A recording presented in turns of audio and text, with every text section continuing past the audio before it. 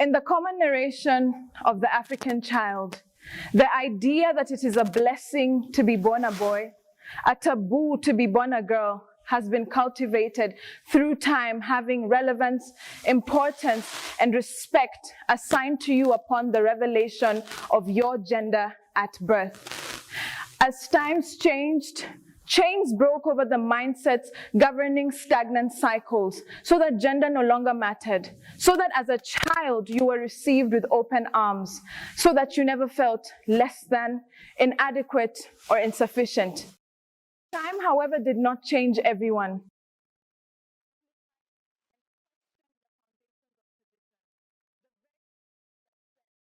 You, child, will never be enough because this world wasn't built for you.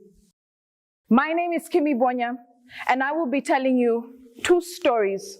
The first is of 3 girls, African girls born as outcasts because culture said so. Because what was applicable to generations before them did not alter the way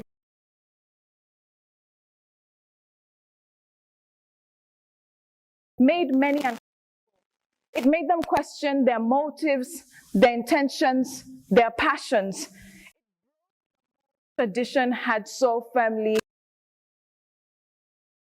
Life was warm, kind, loving, and swift. The 4th of March, 2000, when their father was struck by a heart that took leaving their mother child. The child their father was looking forward to with utter eagerness and awe. The child their mother would call the last. The children she would later raise single-handedly because the man she chose dead.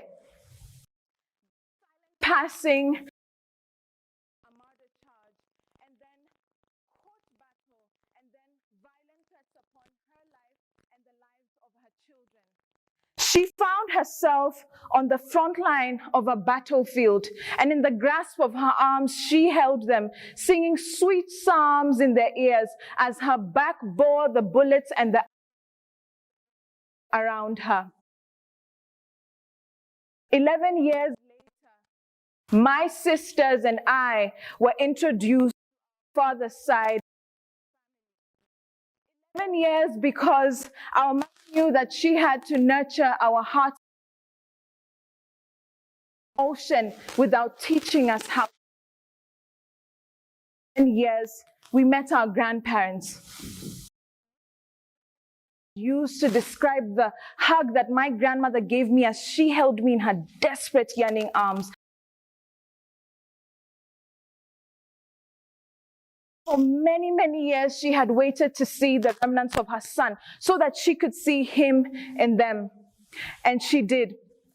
Unfortunately, 1 week later, she passed away, her body too uniting with the soils of the earth that she was made from.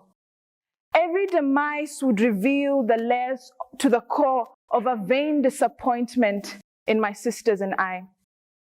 One very beautiful, bright, sunny morning as we were sitting under a tree with our grandfather, he said that we were mitumba, a Swahili word translating to second-hand.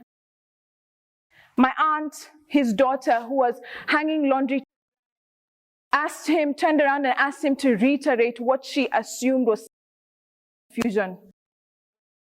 This time with more passion, more vigor than the first time. Tumba, my sisters and I. In his eyes, home. We weren't worthy of the same.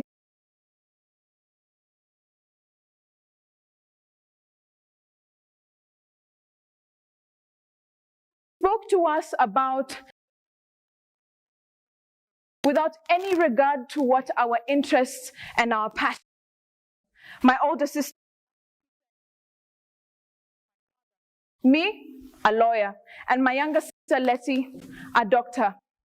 Perhaps these careers would be the beginning of a journey of acceptance into the home as valid in society and valid against being girls. I must admit, I began to conform mentally because I desired to be approved in his eyes. I desired to be seen as more than just being a girl. I decided that I would become a lawyer and hoped I presented to him something to approve my existence. Time, however, dictated that I would of conformity. I would break from the mold of altering my dreams and my passions so that I can be accepted, whether it was before people or my family. When I was in high school, I did not foresee the circumstances that would surround my move.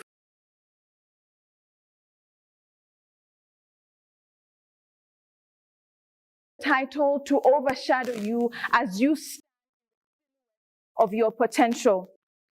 For 3 years after I had moved to school in a new, different people, I was bullied emotionally.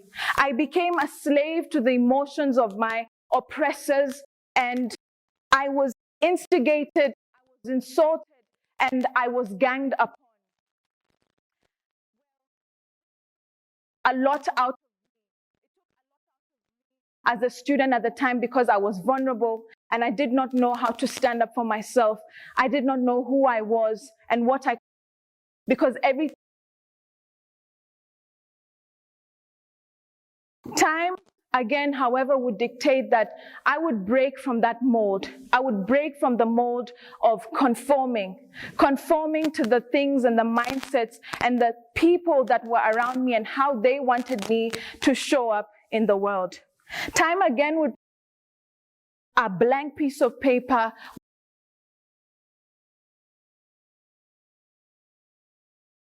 outcast. And so the mold my oppressors had created for me. I broke the mold in my mind, and that was reflected in my actions. I made the conscious decision that if being different and standing out meant that I was termed as an outcast, then an outcast I was, and this outcast is rising. Breaking molds is a journey. You break the mold by becoming the bigger person in the presence of small minds. You break the mold when you decide to forgive those that do not deserve your forgiveness. You break the mold when you rise above the insults, the tests, and the trials, and everything else that has tried to hold you down. You break the mold when you discover that in need of the light that you are created to shine, because you are not created to be anybody's shadow. Those 3 African girls continue to break molds and soar like eagles.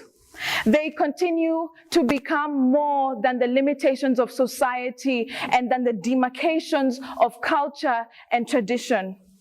They continue to fly high and become more than the opinions of the world. On behalf of those 3 girls, and to you this day, I sing. You're broken down and tired of living life on a merry-go-round, and you can't find the fighter, but I see it in you, so we gon' walk it out and move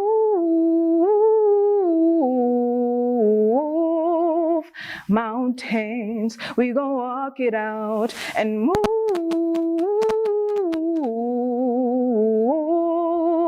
mountains. And I'll rise up, I'll rise like the day, I'll rise up, I'll rise unafraid, and I'll rise up, and I'll do it 1,000 times again. For you, for you, for you, for you.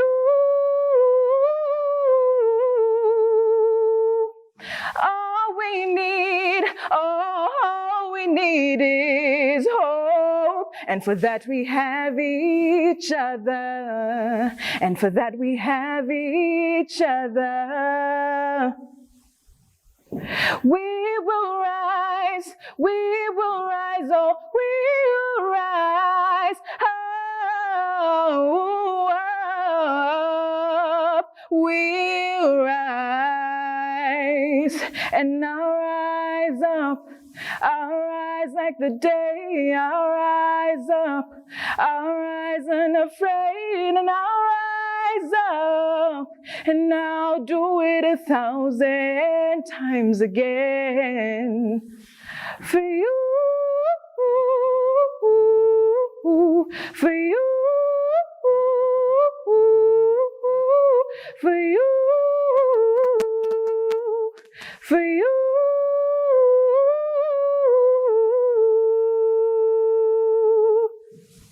Thank you.